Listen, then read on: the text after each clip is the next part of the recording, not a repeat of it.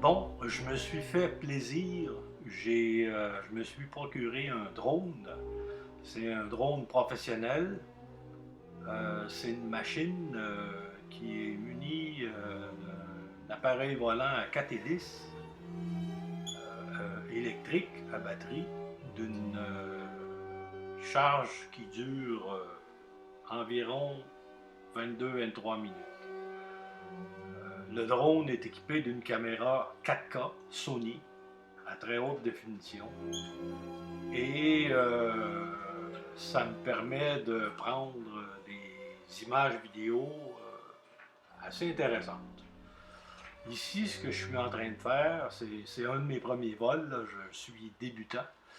Je suis à Trois-Rivières-Ouest dans le stationnement de l'Arena et j'essaie un des features du drone qui est enregistrer des points de vol et ensuite les faire rejouer dans le sens que la machine va refaire le vol automatiquement sans que je touche à rien avec les points que j'aurai enregistrés. Je suis en essai, là, c'est un début, mais évidemment, la raison pourquoi j'ai acheté ce drone-là, c'est pour occuper mes temps libres et aussi, c'est si jamais j'ai plus d'emploi avec Roche, je vais leur proposer mes services. Si j'ai plus d'emploi avec Roche pour les projets, je leur proposerai mes services pour des images d'installation portuaire, ce qui pourrait être très intéressant pour eux et pour moi. Alors là, on voit ici là, que je survole un espace et j'enregistre les points. Et vous verrez un peu plus tard le même trajet se refaire lorsque la machine refera le circuit que j'aurai enregistré. Ça, c'est intéressant parce que tu fais ton circuit, tu t'arranges pour éviter tous les obstacles, évidemment. Le but, c'est de rien frapper. Et durant le temps que lui fait le trajet seul, c'est que toi, tu peux contrôler la caméra et enregistrer les images que tu veux. Il y a un contrôleur lié à ça. Le contrôleur est connecté à mon iPhone. Et sur mon iPhone, évidemment, j'ai l'application de vol et je vois les images en temps réel qui ne sont pas à la même résolution, évidemment, que le vidéo comme tel, mais ça me permet de voir ce que je filme. Ici, d'ailleurs, on voit ma voiture avec moi-même en train de contrôler l'appareil. Je suis un peu nerveux là, parce que c'est mes premiers vols. En fait, c'est ma première journée de vol et je veux pas envoyer le drone dans un obstacle quelconque. C'est très intéressant. La caméra enregistre sur une carte SD directement intégrée à la caméra. C'est une caméra Sony 4K qui est attachée au drone sur une espèce de gyroscope qui est contrôlable. Je peux contrôler l'angle de la caméra sur l'axe des X. Sur l'axe des Y, gauche-droite, je n'ai qu'à faire pivoter le drone et ça change la prise de vue. Je me suis fait vraiment plaisir avec ce truc. Et là, je pense qu'au moment où on se parle, il est en mode automatique. Un coup que j'ai fait le trajet, là, j'ai pesé sur appliquer et le drone part et moi je contrôle rien. Et, évidemment, je peux reprendre le contrôle quand je veux, là, mais je contrôle rien et le drone fait son circuit. Et je peux contrôler la caméra et pas m'inquiéter du trajet du drone parce que je sais qu'il est programmé et qu'il n'y a pas d'obstacle.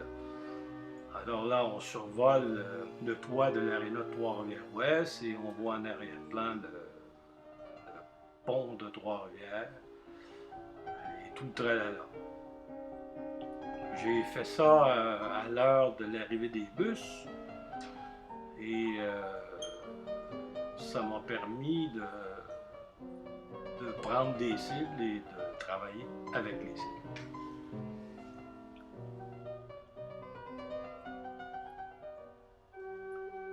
c'est à partir c'est à partir de ce moment-là que je vais appliquer le trajet.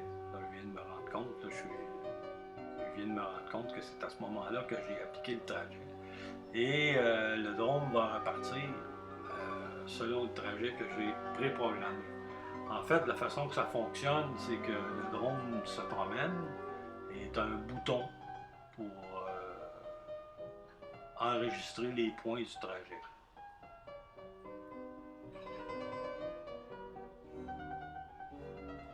L'image est super belle. Et là, c'est très nuageux. J'ai fait un vol hier. Il faisait super beau et les couleurs étaient splendides. Aujourd'hui, c'est gris, mais c'est pas grave. Ça montre quand même ce qu'on peut faire avec ça.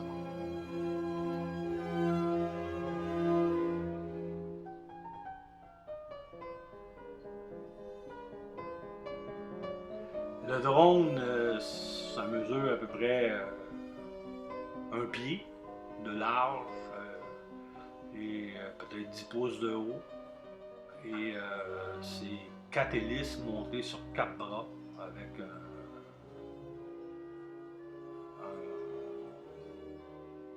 un truc central. Là. Ça ressemble un peu à Star Trek, là, mais avec 4 bras.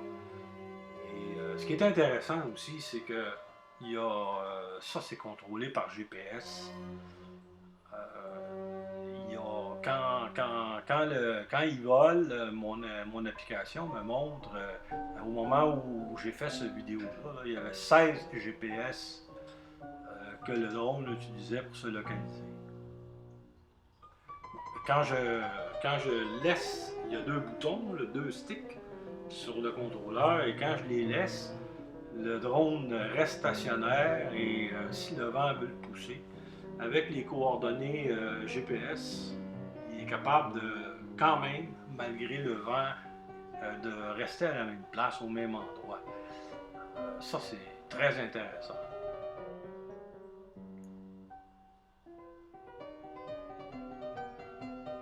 Bon, il y a plusieurs features, là. Il y a plein de features avec ça qui sont très intéressants. J'ai un mode photo, j'ai un mode vidéo, je peux contrôler l'angle de la caméra, je peux contrôler certains paramètres d'ouverture de l'objectif, l'angle de la caméra. J'ai pas de zoom toutefois. Ça, c'est peut-être ce qui pourrait me pénaliser là, au niveau professionnel si je voulais faire des films pour des installations portuaires, entre autres. Mais il reste que le drone vole tellement stable que je peux m'approcher des installations et fournir des images très intéressantes. Là, ce qu'on voit ici, c'est la côte Rosemont qui descend vers le boulevard des Récollets. Je viens de survoler au-dessus de l'aréna de Trois-Rivières-Ouest.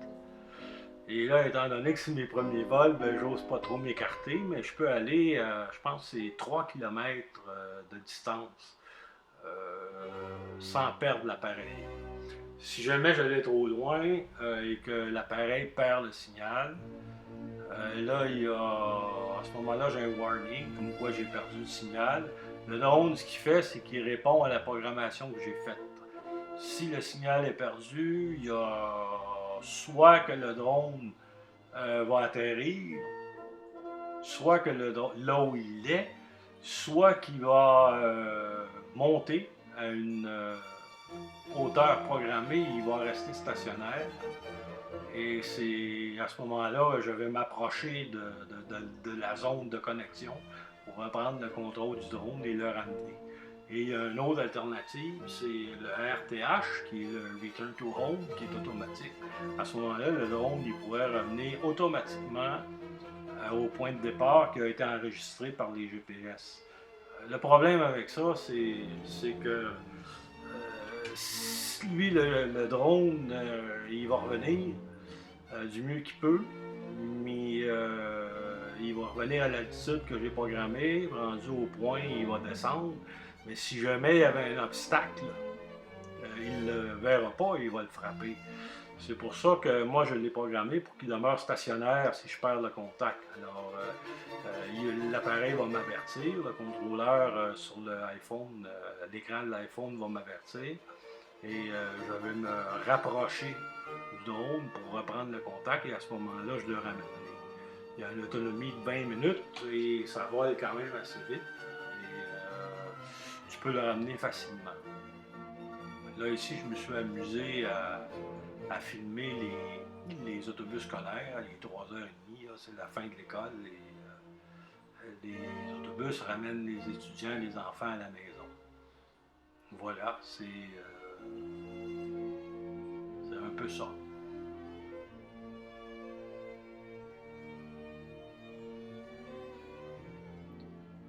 Écoute, j'ai monté dans un vol hier, j'ai monté à 200 pieds, pas loin de 200 pieds. Je peux monter plus haut que ça encore. Il y a des LED en dessous du dôme. Il y a 4 LED. Étant donné qu'il y a 4 bras, ben, il y a 2 bras vers l'avant, 2 bras vers l'arrière. Les 2 bras vers l'avant, il y a des LED en dessous qui mesurent à peu près 2 pouces par 1 pouce, là, qui sont très voyants. Ils sont rouges et ça me montre quand je vois les deux LED rouges, pardon, ça me donne l'endroit du nez de l'appareil quand il est très haut. Et en arrière, ben, il y a des couleurs, il y a 3 couleurs, il y a du jaune, il y a du vert, il y a du rouge, puis il y a des clignotages de séquences différentes qui nous donnent des informations sur ce que l'appareil vit lui-même. C'est ça. Et d'ailleurs, si la batterie tombe en bas voltage, les 2 LED arrière vont eux aussi tourner au rouge et vont se mettre à clignoter. Lentement, ça veut dire, ben, pense à ramener ton drone parce que tu es en bas voltage. Et si tu es téméraire et que tu continues quand même ton vol, ben là, si la charge est critique, là, il va flasher en double rouge, puis tu as 10 secondes pour le ramener. Après ça, si tu ne l'as pas ramené, il va faire le return to home. Et là, bien évidemment, c'est avec les contraintes que j'ai mentionnées tantôt, il pourrait frapper les obstacles en revenant. C'est pour ça que moi, je l'ai programmé pour qu'il reste stationnaire. Mais par contre, en basse, très basse charge, là, il ne peut plus rester en mode stationnaire. Lui, il va atterrir. Ce qu'il va faire, c'est qu'il va se rapprocher le plus possible à une hauteur préprogrammée que moi-même j'ai programmée. Dans ce cas-ci, c'est 20 mètres. Il va voler à 20 mètres pour venir me rejoindre, puis après ça, il va descendre pour atterrir. Je peux reprendre le contrôle, désactiver le retour automatique et me dépêcher moi-même à le ramener. Mais une chose est certaine, c'est que si lui, il voit qu'il ne peut plus voler, bien, il va descendre puis il va atterrir. Sauf que ça, c'est non souhaitable parce que tu sais pas ce qu'il va atterrir. Là, on voit ma maison, là, il y a la voiture rouge qui passe sur la rue de Coubertin, on ne la voit plus, là, il y avait ma maison juste en avant. Ici, c'est la rue Courcelette qui s'en va vers le nord et vers l'ouest, c'est Rosemont. Et on survole l'aréna de Trois-Rivières-Ouest. Et je reviens au-dessus du stationnement de Trois-Rivières-Ouest.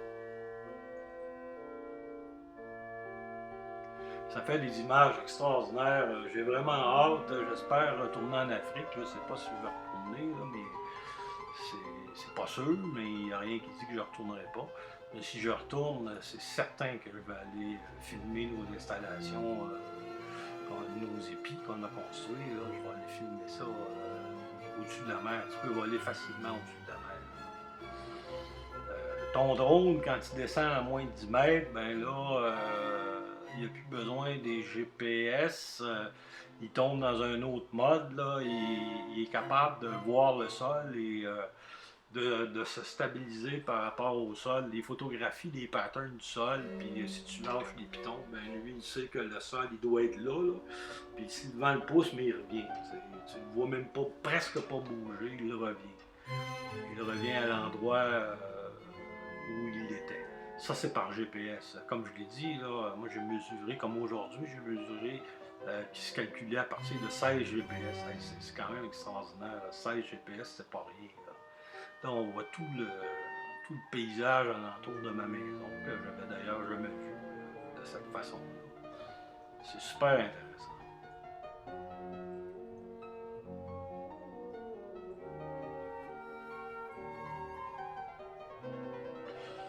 J'ai aussi, euh, j'ai aussi pensé, si je suis ici encore au moment du défi de vélo, pour Patrice, c'est certain que je vais aller vous faire des images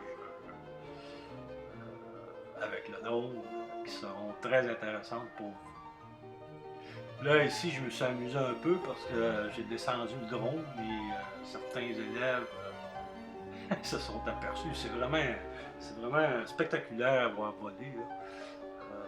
Les enfants, évidemment, sont très impressionnés par ça. Il n'y a pas juste les enfants, il y a des adultes que hier, j'ai fait mon tout premier vol, juste sur la rue chez nous. Là, je ne voulais pas aller plus loin. J'avais limité les vols à 20 mètres à la ronde, puis 20 mètres de hauteur. Là. Tu peux tout programmer ça. Hein. Tu peux dire, je veux pas qu'il vole plus que 20 mètres de haut, puis il ne faut pas qu'il soit plus que 20 mètres de moi. Alors, si je dépasse le range, il va arrêter, sur place, il va se mettre en stationnaire, puis le logiciel m'avise que j'ai atteint la limite que j'avais définie. Ici, c'est ma voiture qu'on voit, je suis avec le contrôleur en bas. C'est quand même des belles images, hein? Et là, c'est nuageux. Alors quand c'est beau, les couleurs, c'est extraordinaire. C'est vraiment une bonne caméra. On voit le pont de Trois-Rivières au loin. Voilà.